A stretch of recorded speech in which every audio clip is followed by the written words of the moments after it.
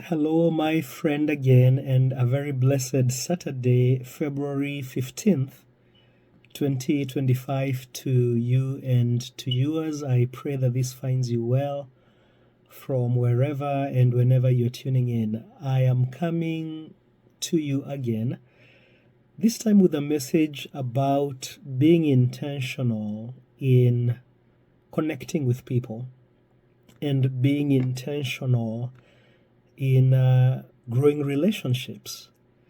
So, yesterday was Valentine's Day, and it's all about celebrating love. But I am sensitized to the fact that we now live in a world and in a time and age where people are so connected yet disconnected. We are so connected because of the advancement of technology. I mean, I literally just had a video call with a childhood friend, and she's in Nigeria. I am in Kansas City. Every couple of weeks, we have a WhatsApp video call with my parents as well as my siblings, and we are in different corners of the world. I just posted a message like this one earlier on Facebook, and my messages get viewed by people across the globe, literally.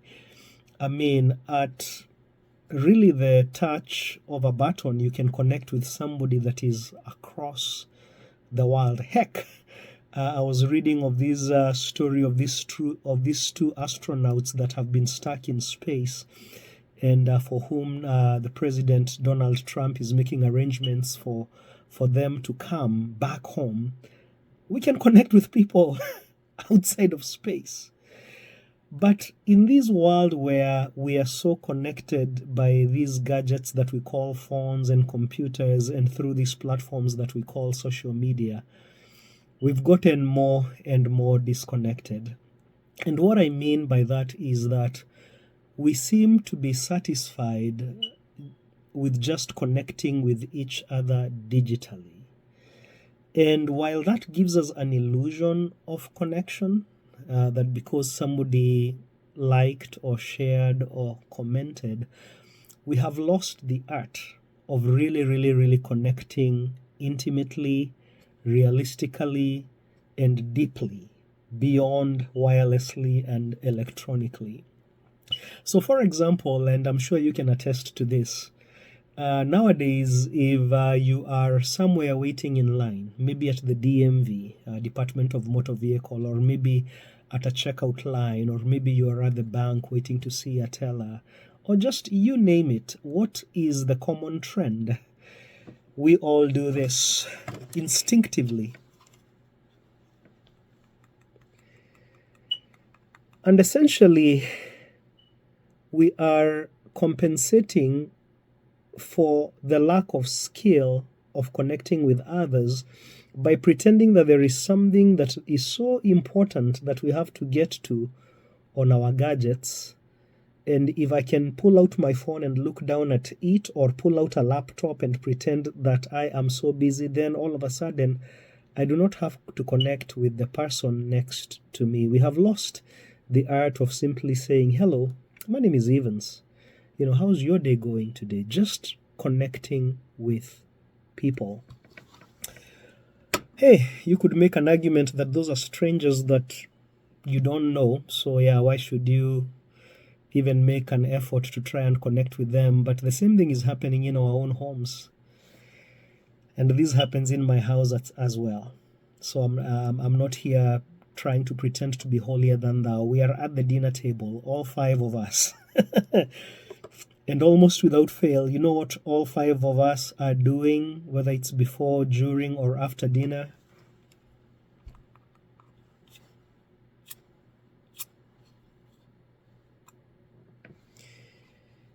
We are connecting. We are together physically in body, but we are not connecting. I see this with my kids, teenagers, and every now and then they'll have their friends in the house together, and sometimes there will be like maybe 5, 6, 7 of them in the same living room Each one on the couches together physically, but everybody is doing this. Sometimes they're even playing a game together. And you hear them talking, hey man, and they're talking about the game. Don't do this, don't do this.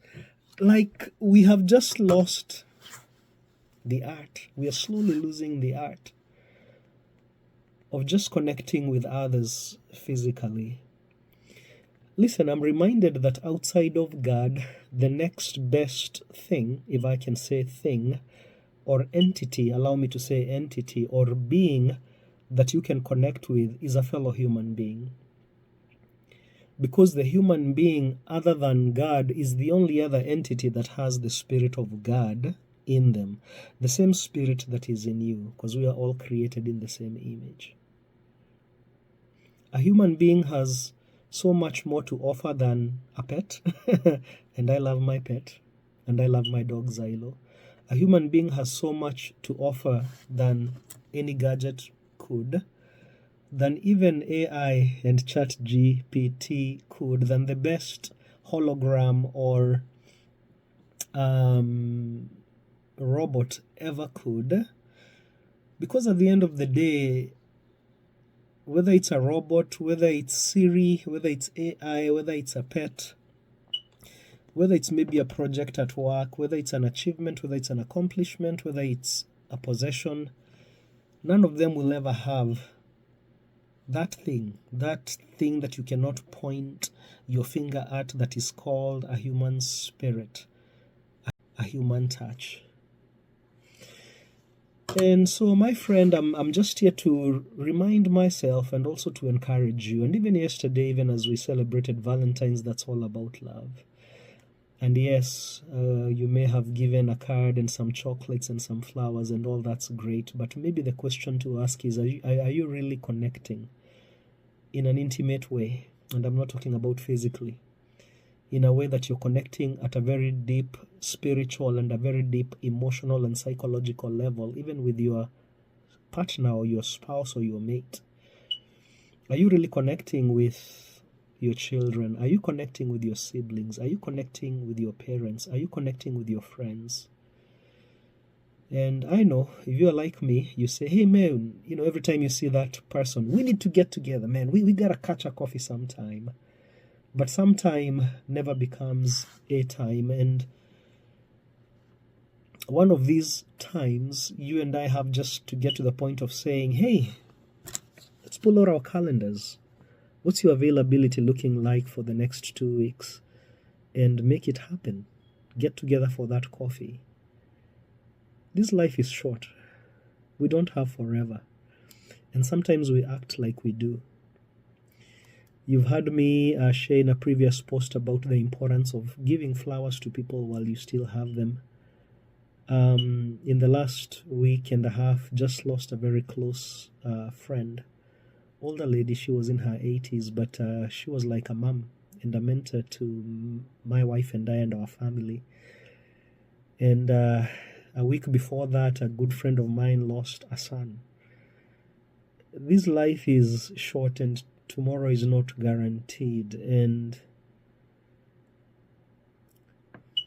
why not just make it intentional to connect with the people that you care about and the people that you love, to make connections even with new people, friends and people that you want into your life.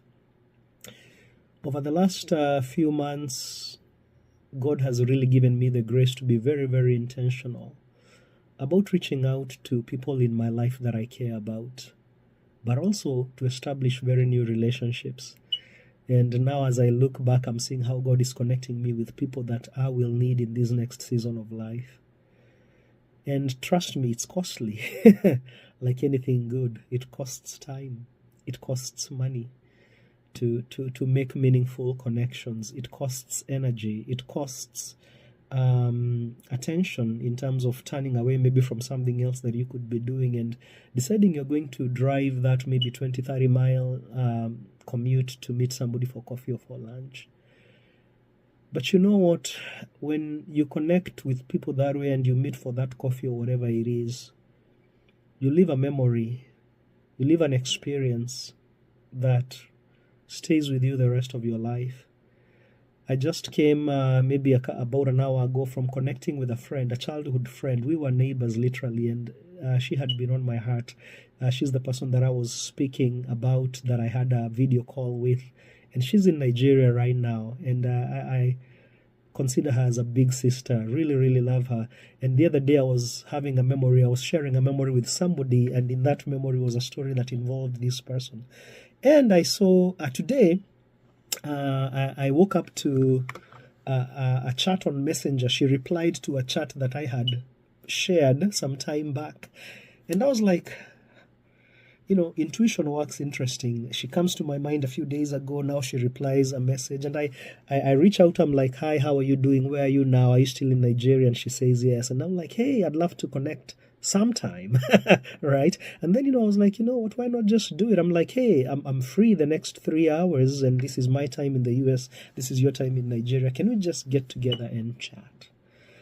And it's been 20 plus years before we saw each other, let alone even spoke in terms of hearing one another. We've commented on each other's Facebook posts every now and then, but it was so refreshing to catch up, to relive some memories, to hear how she's doing, to hear of her family members and her siblings. And by the way, I got the number of her other sibling who was part of that clique that we grew up with, and I already reached out to them asking, hey, can we connect?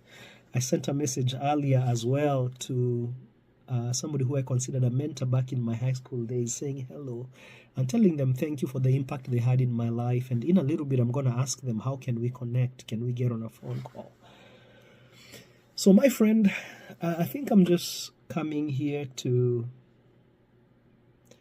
maybe just encourage you in this day when we are so connected but at the same time disconnected.